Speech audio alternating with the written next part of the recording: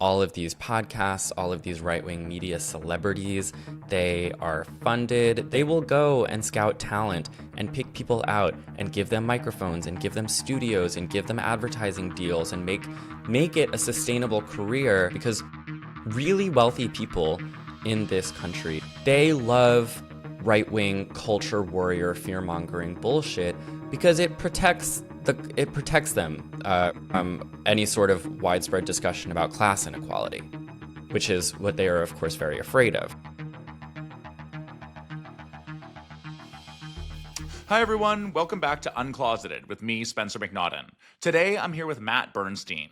He got his start posting rainbow-colored makeup looks with political messaging on social.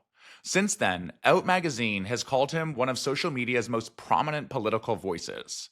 With 2.2 million followers on Instagram, Matt doesn't mince words as he speaks about his support for Zoran Mamdani, his critiques of both Republicans and establishment Democrats, and his unrelenting advocacy for the queer and trans community. Matt, thanks so much for speaking with me and Uncloseted Media today. Thank you so much for having me. It's a pleasure. So let's get right into it. So for the very few listeners who have never heard of you, who are you and what do you do? Man, well, my name's Matt. I am 27. I just say that I make a podcast called A Bit Fruity, where I do political and cultural commentary. For much longer than that, I have been on Instagram, Twitter, just kind of like a gay about the internet. I became, over the last number of years, really just increasingly politicized, and I kind of just run my mouth in a way that I try to make constructive, especially during these highly turbulent times. So for backstory for the folks there, you went to NYU, you studied marketing and photography, and I believe you started posting makeup looks with political messaging. So tell me how you went from those initial looks to where you are today.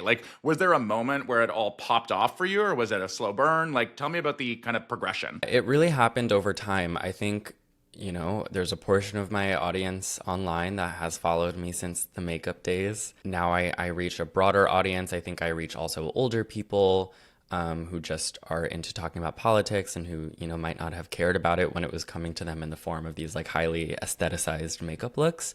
But it's always been a slow crawl in terms of adult professional life. This is the only thing I've ever done, because by the time I finished college, and I did finish college, it was a full-time job. Obviously, you don't come from a professional journalistic background, but, the videos you come up with are really smart, really poignant, and really topical. What goes into your brain when you're like, this is really important and something the world needs to see? And then how do you kind of go about constructing the story, really? Because what you're doing is storytelling.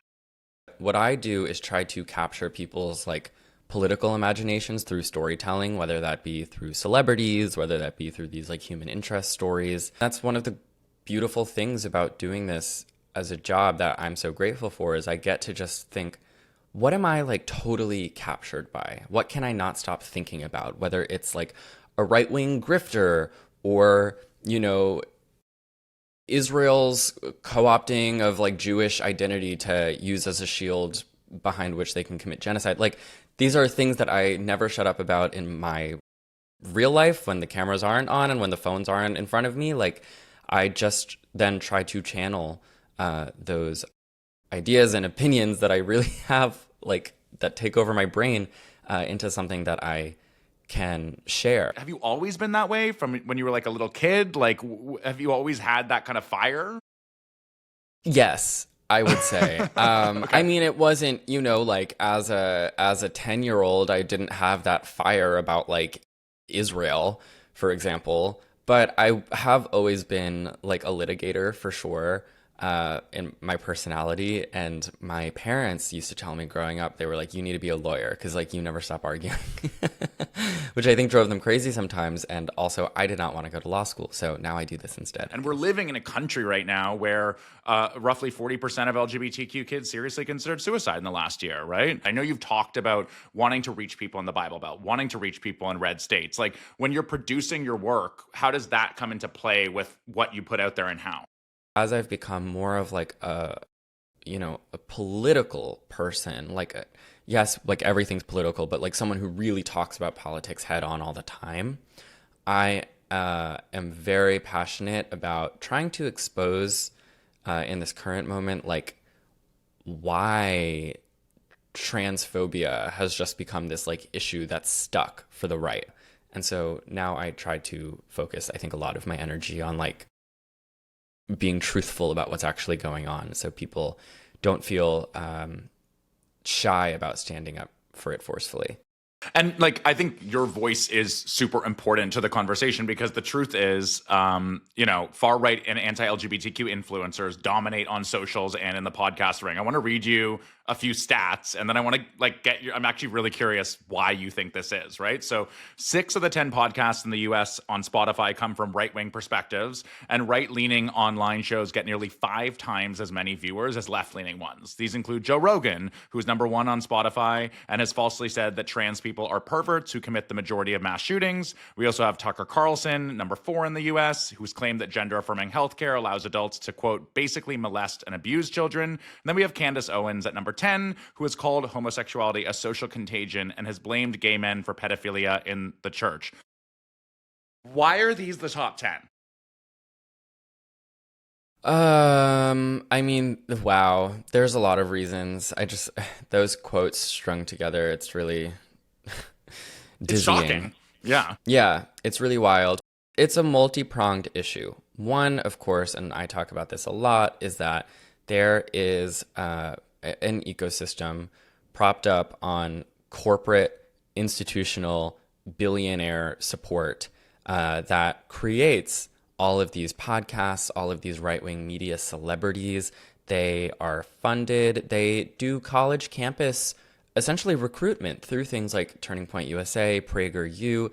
They will go and scout talent and pick people out and give them microphones and give them studios and give them advertising deals and make it a sustainable career if these young, talent, on-camera talent are willing to say the right lines. That, of course, supports power, that supports billionaires, because really wealthy people in this country, and we saw this exposed with, like, for example, a lot of the Epstein stuff, they love right-wing culture warrior fear-mongering bullshit because it protects them from any sort of widespread discussion about class inequality, which is what they are, of course, very afraid of. Like, these people don't have to do Patreon. These people don't have to do crowdsourcing. But it's like, if you want to be a right-wing podcaster and you are beautiful and charismatic and can say the right lines, because the opinions you're willing to espouse are those that flatter power, power will reward you for that. But it's also like, it's unchallenging. Yes, unchallenging to power, but also unchallenging to a lot of people's own internal biases and privileges and prejudices. Like, if you are uncomfortable with trans people, for example, for any reason, but like, let's say maybe it forces you to ask questions about your own relationship to your gender or stuff like that, it's very comforting to have someone tell you, you're right, trans people are bad, you shouldn't be thinking about these things, and you should hate them, and here's why. So it's just hard. It's hard. It's hard to be a principled person who wants equality for all people all the time. There's a lot of things that make that a hard thing to advocate for, and it's uncomfortable. No, I mean, what you say is 100% right, because if you look at the stats, the money behind far-right podcasters completely eclipses anything close to what is on the money behind people on the other side, if you will, right? And I saw one of your videos I think it was like last week or something like that, and we had done an article about how the far-right chose Riley Gaines for the sports debate, right? And she was this, a conventionally attractive, woman who tied for 5th place in a race where she competed against a trans athlete. And since then, she's appeared on Fox News 29 times and been hired as an official spokesperson for the Independent Women's Forum, a far-right organization known for anti-trans activism. Since that infamous race, she sued the NCAA, headlined nationwide speaking tours, and launched the Riley Gaines Center at the Leadership Institute, which is affiliated with the Heritage Foundation, who wrote Project 2025, right? So I think like what we try and do is unpack all those ecosystems and those orbits, and you try and do that as well. But like, why? It's not that hard, like, you know, spoiler, to actually report on this and figure this out. But so few mainstream outlets actually talk about her in that way. They'll actually just have her on as an advocate for women's rights. Why do you think people are so afraid to actually go there when it's not like the reporting's that hard? In my opinion, when it comes to these mainstream news outlets, like, you know, the ones we consider to be like left of center, whether it's like CNN or the New York Times, like, they don't care that much about queer people either. And you're right, it is easy to figure out every aspect of Riley Gaines' complete and total grift.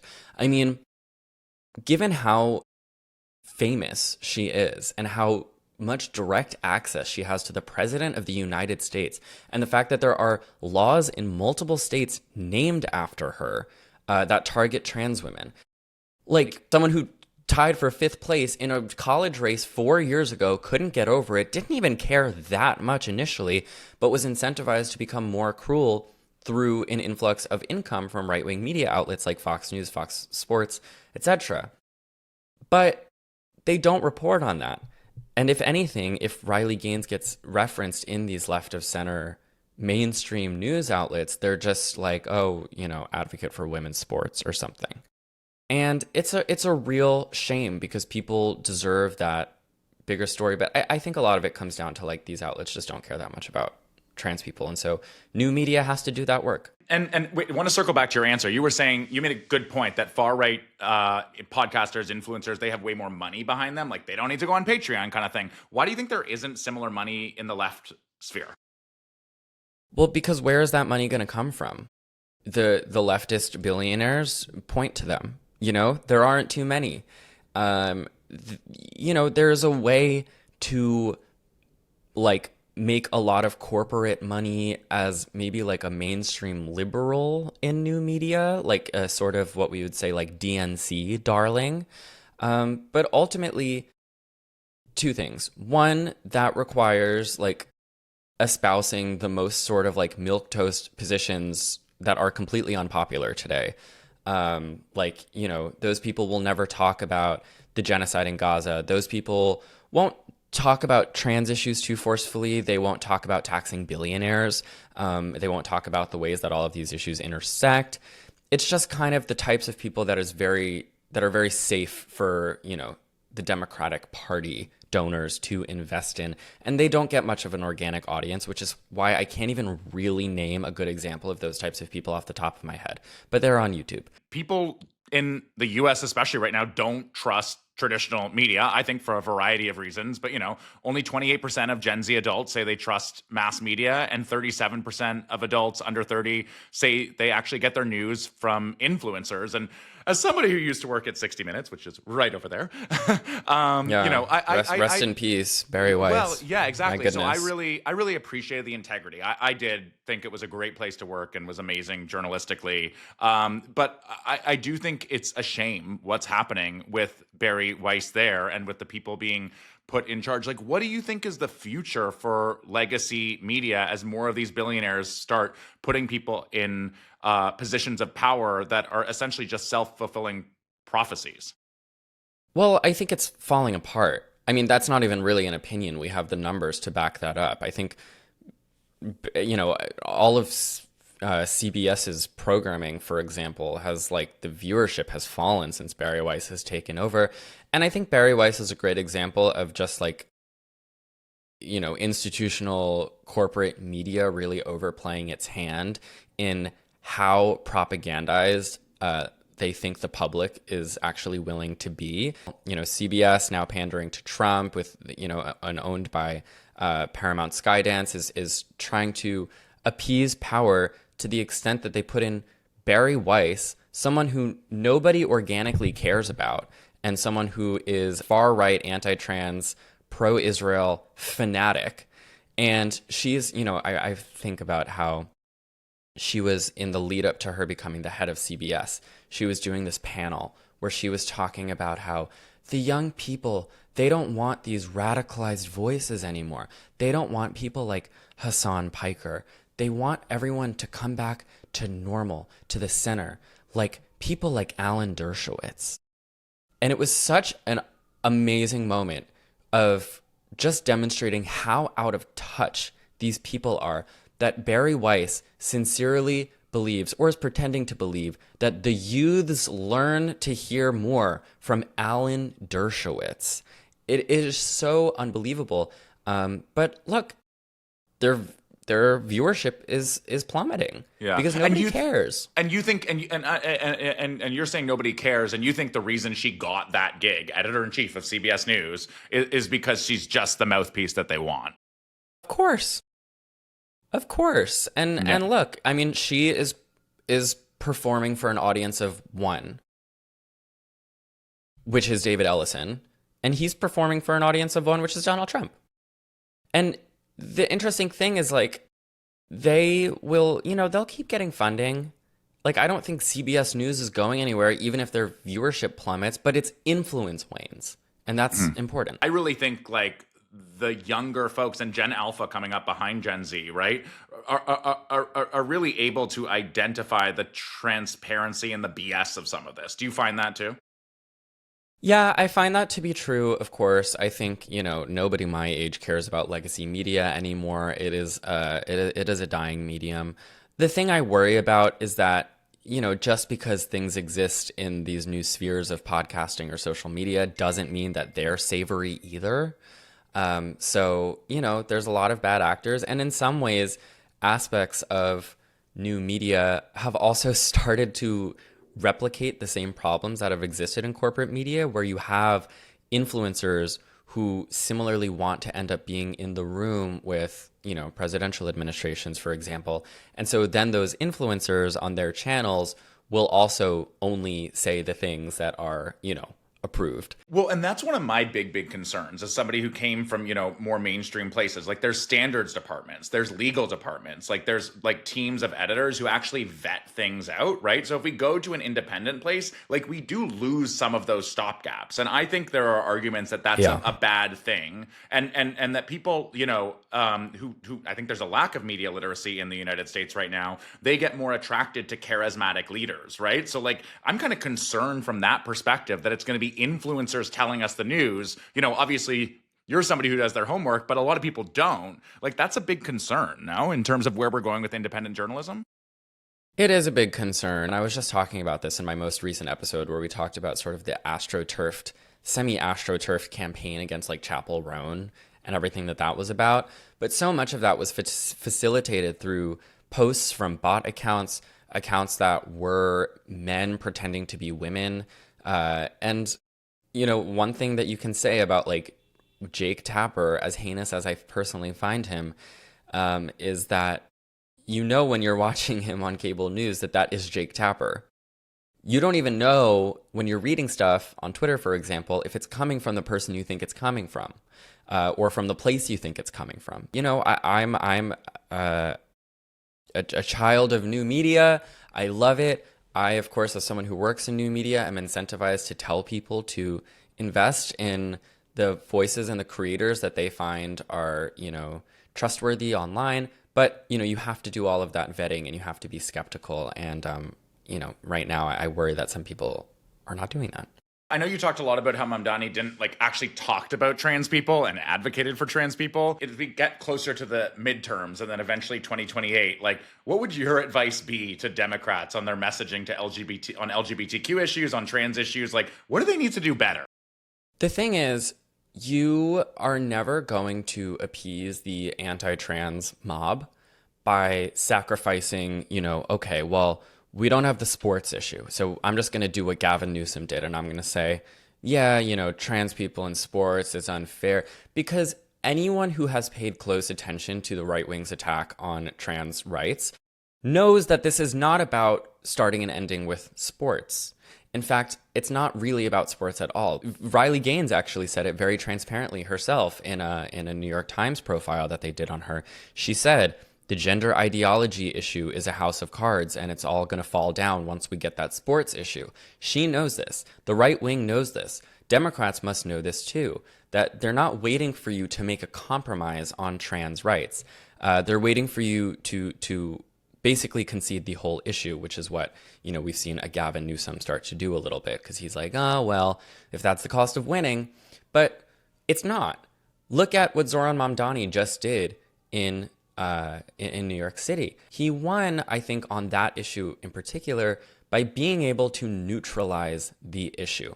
Most people don't organically care about, for example, trans women in sports. Like, it's not a big issue. In fact, most people don't, know a trans person, or don't know that they know a trans person.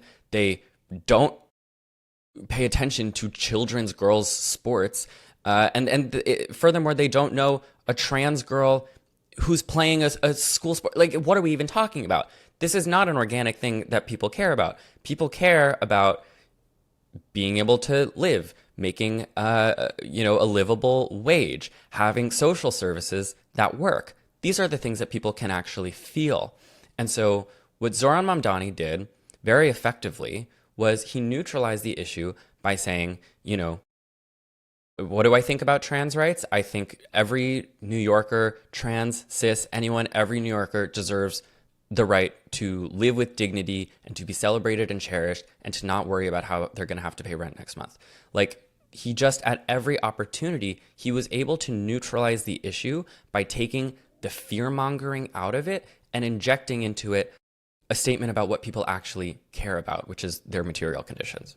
And when you see politicians and, like, honestly, presidential candidates, there's a lot of buzz about people like, Buttigieg and Newsom going to be the next president or the Democratic candidate. When you see them kind of compromising on trans issues, that really pisses you off. It really pisses me off. I made an entire podcast about how we deserve better than Gavin Newsom, and I believe we do. I think it's immoral, obviously, because I care about trans people. I care about my brothers and sisters, but also because it is poor political strategy. You're conceding that you don't understand how this issue works. And you're conceding, furthermore, that you don't have a belief system of your own. I just find it to be such spineless politicking. Who do you like? Like, who would you want to see as the next president of the United States? Can't say Zoran Mamdani. Yes, we can't say Zoran Mamdani. I mean, I think, based on the options that seem reasonably available to us right now, mind you, no one is officially running yet, but, AOC has become the first, I think, like, major hopeful to say that she will cut off aid to Israel and weapons to Israel, which is a very important issue to me. Also someone who does not throw LGBTQ people under the bus. And has found a way to be a very popular leader. I would argue, not in spite of that, but because she has demonstrated a commitment to principles. So you mentioned, like, spineless Jake Tapper. You critiqued CNN and, like, a lot of the kind of left of center news publications. If you were consulting these news organizations on actually telling the news as it is and reaching mainstream America, what would your advice to them be? In the case of Jake Tapper, I actually don't find him to be spineless. I find him to be, like, ideologically disgusting, because he is so, he's just such an anti-Palestinian racist, as is evidenced by his, like, this, like, strange war he's waging on CNN primetime against Hassan Piker while we're at war. So I don't know why that seems to be the thing he thinks is worth devoting 8-minute segments about. But anyway, I mean, it's hard because the structure, the financial structure at play with traditional media is such that I don't think that they could even follow my advice, which is, of course, to say, actually listen to the people and reflect the interests and the views of the people. But the problem is when your whole corporation and media outlet is funded by other corporations and billionaires, it makes it a lot harder to reflect popular sentiment when popular sentiment is, like, for example, like, tax the rich. Like, we have wealth gaps, we have wealth inequality that's like Gilded Age levels. And how are you going to talk about that when your station is only on air because of the people making the problem? You know what I mean? Mm. So, I mean, I have a prescription for what they could do, but I just don't know if they can do it. I'm curious if anything from your upbringing or, your coming out story like really inspires you and motivates you because you've kind of been on the side of adversity before. The traumatic memories of being in the closet, of like always being scared that you'll be found out, of this sort of like surveillance paranoia that I feel like a lot of queer people internalize when you're really young because you just always want to be safe and you don't want anyone to know. And I I don't cling to those memories, but like I do hold on to them because I never thought that I would be in a position to like be fully myself with like the nails and the makeup, but also just like be fully myself and like expressing every facet of like who I am and my worldview and all of that stuff. I never thought I would be able to do that. Like, I distinctly remember being in the closet as a kid and like my mom like driving me places and me sitting in the back of the car and just like knowing that there was something wrong because I had like looked at the Calvin Klein underwear packaging the wrong way or something. That like terrorized me, those feelings for years. When you're so, you know, young to even be thinking about things that way. It changes your brain, I think, forever. And I try to stay grateful every single day for the freedom that I wish all queer people could just take for granted because it exists. But, unfortunately it doesn't. And I feel like, I don't know, every queer person who gets to grow up and live their lives as adults, like it's a miracle, really, given the way the world is. And Trump has said, talking about like the war in Iran, he said that Iran, quote, throws gays off buildings in a recent Mhm. interviews in a way to show how dangerous they are as a country. I don't need to tell you, he's railed against the LGBTQ community in rhetoric and policy. How do you view Trump's anti-LGBTQ rhetoric about other countries, about countries he's either at war with or he is beefing with? Well, I mean, I encourage people to learn two terms. One is pinkwashing and one is homo nationalism. And they both are core to the belief that you should be able to commit atrocities across the globe, but particularly in majority brown countries, majority Arab countries, because of what you view as, a more progressive country that we have here based on like having like gay marriage. And it's not true. I mean, the amount of pushback I've gotten for advocating for Palestinian human rights and dignity based on, oh, well, what would happen if you went to Gaza as a gay man? Well, if I went to Gaza as a gay man, I would be bombed by Israel. So it's kind of a moot point. All of our safety and security is intertwined. And I think especially to hear that, it would be one thing to hear that from like a liberal Zionist Democrat who's like, oh, well, but I supported gay marriage here and you never get to gay marry. It's still a bullshit argument, but especially coming from Trump, who actively does not support LGBTQ rights in the United States, to hold up LGBTQ rights in the United States as some sort of shield from which he can hide behind and, talk very genocidally about people in other countries and say, well, look, we have gay rights here. We need to bring gay rights there. You don't even want gay rights here. So, like, bitch, please. I feel like that's maybe a good place to end on. Matt Bernstein, I could talk to you for a lot longer, but I know you got to go. Thanks so much for speaking to me in Uncloseted Media today. We really appreciate it. Oh, it's a real pleasure. Thank you for having me and letting me run my mouth.